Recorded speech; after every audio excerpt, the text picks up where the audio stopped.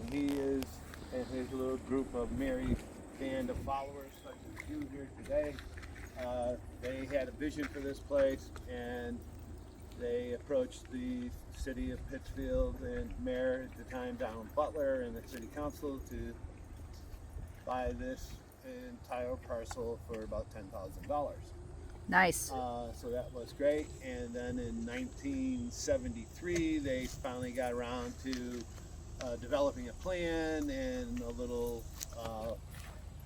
you'll see the ponds down there. They're obviously all man-made, so they put a little concrete dam up on a couple of them and held back the water, which is kind of ironic because that's something we would never allow to happen today in the conservation world.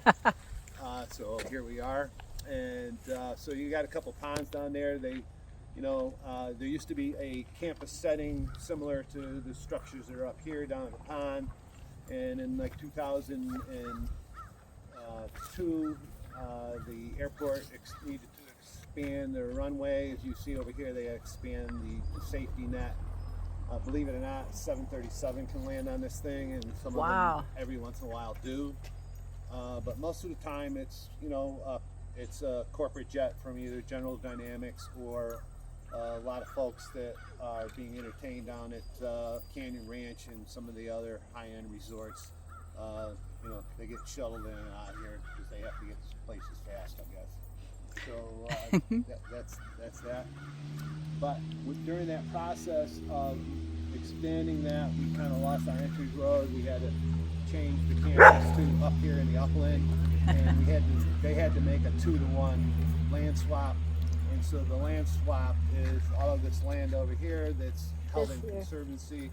It's currently owned by Edward Retroba, a retired farmer. He's in his late 80s.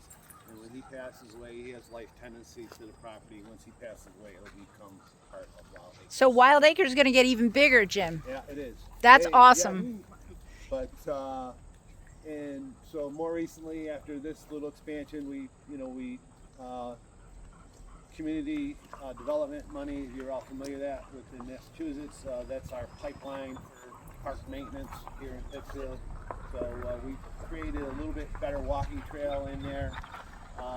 My future goals next year and beyond are to create a boardwalk to go out to the mysterious fire tower that's out in the outside end. It's an incredible hunk of iron with stairs. It's not going anywhere. They tell me that it was put there back in the day when they used to have lookout towers for forest fires in the hills.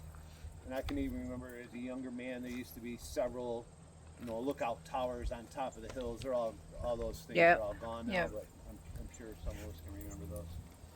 But all in all, this is a wonderful place. We have a terrific fishing derby for kids here, usually like the second week in May.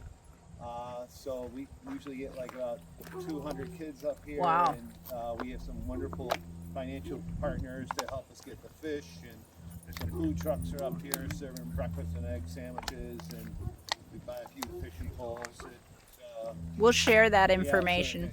Hand out fishing poles for those that don't have them, and I bring up the wonderful volunteers at the Fishing Club, and they help kids, put the worm on the hook and that's clean great. Fish and all that stuff.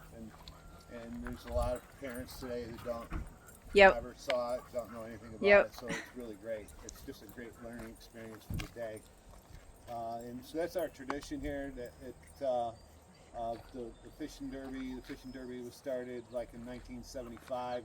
We had a little gap there for a few years that we didn't do it, but we've had it now.